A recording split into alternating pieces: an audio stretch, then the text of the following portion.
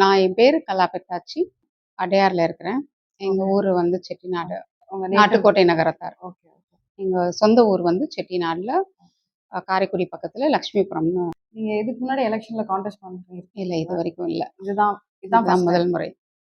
எப்படி டிசைட் பண்ணீங்க மேம் இந்த வாட்டி எலக்ஷன்ல கான்டெஸ்ட் பண்ணணும்? அது முன்னாடியே நீங்க யோசிச்சு வச்சிருந்தீங்களா? இல்ல எப்படி? ஹவ் டிட் யூ நான் 2 வருஷம் இது பட்டய படிப்புன்னு ஒரு படிப்பே படிச்சோம்.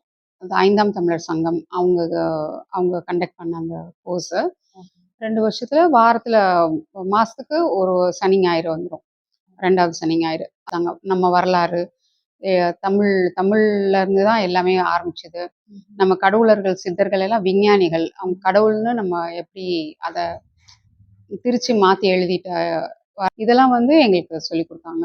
அப்படி சித்தர்கள்லாம் எப்படி அரசாட்சி நடந்தது, அவங்களோட காலத்துல எப்படி எல்லாமே அது எல்லாத்தையுமே கொஞ்சம் கொஞ்சமா எங்களுக்கு சொல்லிக் குடுத்து தயார் பண்ணாங்க. எங்கள கரண்ட் பாலிடிக்ஸ்க்கு உள்ள நீங்க வரணும். தமிழ் மேல இருக்கிற இன்ட்ரெஸ்ட்ல இந்த கோர்ஸ் அட்டெண்ட் பண்ணீங்களா? இல்ல நீங்க வந்து பொலிட்டிக்கல் ஸ்பேஸ்ல வரணும் அந்த ஒரு இன்டென்ஷன்ல இந்த ப்ரோகிராம்? தமிழ் தான். தமிழ். தமிழ்ல தான் ஆர்வமா இருந்தது. ஓகே. இந்த தமிழ் மிஸ் வந்து புறநானூறு ஒரு 4 லைன வந்து எங்களுக்கு 2 மணி நேரம் எடுத்தாங்க. அது அந்த இது ரொம்ப மனசுக்குள்ளேயே இருந்துட்டே இருந்தது. அதுல தேடல் இருந்துட்டே இருந்தது. எதுவுமே அதுக்கெல்லாம் பதிலே கிடைக்கல. அவ்ளோ அந்த தேடும்போதெல்லாம் அதுக்கெல்லாம் எனக்கு எந்த பதிலுமே வரல. அப்ப இந்த 5ஆம் தமிழ் சங்கத்தோட வீடியோ எல்லாம் கொரோனா சமயத்துல தான் இதெல்லாம் பார்த்தேன். நிறைய இது வந்தது. அப்போதான் எனக்கு இப்போதான் ஆழமா போகும்போது பார்த்துட்டு அப்புறம் the moment this announced we are going to conduct a class I jumped in.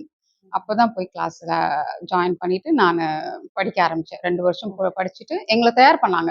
நீங்க சேனல் ஆரம்பிங்க, உங்க முகத்தை காட்டுங்க சேனல்ல. இது மாதிரி ஆரம்பிச்சு நீங்க ஏன்னா நம்ம மக்களுக்கு போய் சேரணும்.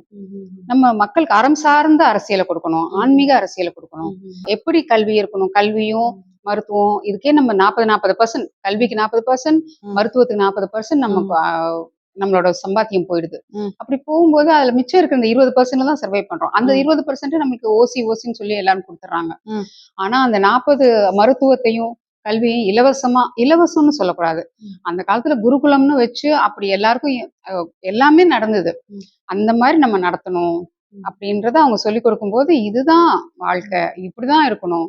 அதுக்கப்புறம் ஒரு வயசு வந்ததுக்கு அப்புறம் சொசைட்டிக்காக தான் நம்ம வேலை செய்யணும். நம்ம குடும்ப வேலைகள்லாம் முடிஞ்சிச்சு. நம்ம குடும்பத்துக்காக இவ்வளவு நாள் உழைச்சாச்சு, இனிமேல் வந்து சமுதாயத்துக்காக எல்லாமே பண்ணணும் அப்படின்றதெல்லாம் அவங்க எனக்கு அது உணர முடிஞ்சது. அதுதான் எனக்கு இது வந்து இந்த கோர்ஸ் அந்த 2 இயர்ஸ் கோர்ஸ் அட்டெண்ட் பண்ணேன். ஸோ அதுல இருந்து எப்படி மேம் நீங்க எலெக்ஷன் இந்த வாட்டி கான்டெஸ்ட் பண்ணணும் அப்படின்னு டிசைட் பண்ணீங்க? அவங்களே தானே அந்த கோர்ஸே வந்து பார்லிமெண்டரி கோர்ஸ் தான் அதுவே. ஓகே. பட்டய படிப்பு வந்து பாராளுமன்றத்துக்கான படிப்பு. எந்த இடத்துலயுமே எந்த நாட்டிலுமே இந்த மாதிரி ஒரு பாரம் நடத்தினதே இல்லை. பட்டய அவங்க படிப்பு வந்து அப்போ உங்களுக்கு இதுக்கான கைடன்ஸ் எந்த மாதிரி அப்ரோச் அதெல்லாமே. Okay ma'am. ஸோ இப்போ நீங்க எலெக்ஷன்ல நிக்கிறதுக்கான ஒரு மோட்டிவேஷன் ஆர் உங்க மோட்டிவ்னு பார்த்தா என்ன? மோட்டிவேஷன்ன்றது இந்த சித்தர்கள் வழியில நம்ம வந்து கொண்டு வரணும் அப்படின்றதான் மெயின் மேனிஃபெஸ்டோ. அது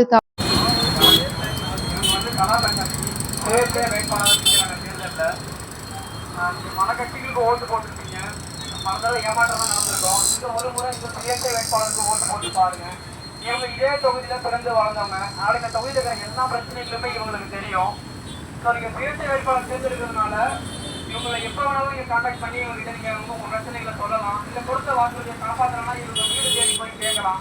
ஆனால் பெரிய பெரிய கட்சிகளுக்கு நம்ம ஓட்டு போடும்போது நம்மளால அப்படி கேள்வி கேட்க முடியாது. ஏன்னா அவங்க வீட்டுக்கு முன்னாடி ஒரு 10 பேர் இருப்பாங்க, அவங்களை தாண்டி எம்எல்ஏ பார்க்கறதுலாம் பெரிய விஷயம். ஆனால் இந்த மாதிரி சுயேட்சை வேட்பாளர்கள் நம்ம தேர்ந்தெடுத்து அவங்கள வெற்றி பெற செய்யலாம்னா நமக்கான தேவைகளை நம்மளுடைய அடிப்படை வசதிகளை இவங்க மூலமா பூர்த்தி செஞ்சுக்கலாம். அப்படி ஒருவேளை இவங்க கொடுத்த வாக்குறுதியை நிறைவேற்றலை அப்படின்னும் போது நம்ம இவங்க வீடு தேடி போய் கேட்கலாம். அதுக்கான ஒரு அனுமதி நமக்கு ரொம்ப சுலபமாகவே கிடைக்கும். மற்ற கட்சிகள் பெரிய பெரிய கட்சிகளுக்கு அது கிடைக்காது. நீங்க சிந்திச்சு பாருங்க, ஒரு திருமணம் பண்ணணும்னா கூட நம்ம வந்து ஒரு பையனை பார்க்குறோம் அப்படின்னா அவங்க யாரு, என்ன வழக்கங்கள் இருக்கு, என்ன வேலை செய்யறாங்க, என்ன படிச்சிருக்காங்க, எல்லாத்தையும் யோசிச்சு பார்த்துட்டு தான் நம்ம அதுக்கு போவோம்.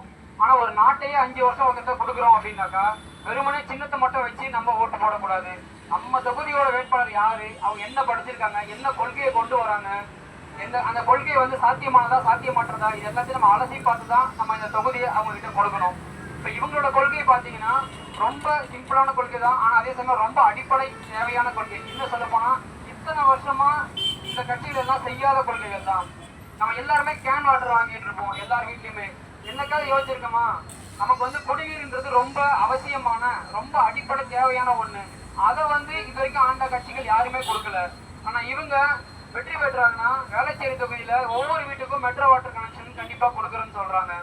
அது மட்டும் இல்ல, ஒவ்வொரு ரயில்வே ஸ்டேஷன் ஒவ்வொரு பஸ் ஸ்டாப்லயும் 24 hours போலீஸ் பாதுகாப்பு இவங்க கொடுக்குறேன்னு சொல்லியிருக்காங்க. ஏன்னா இப்ப நமக்கு பாதுகாப்புன்றது ரொம்ப முக்கியமான ஒண்ணா இருக்குது. ஸோ இதெல்லாம் கவனிச்சு இவங்க கொள்கைகள் முழுசா படிச்சு பார்த்துட்டு இவங்களுக்கு வாக்களிக்கணும்னு கேட்டுக்கிறேன். நன்றி.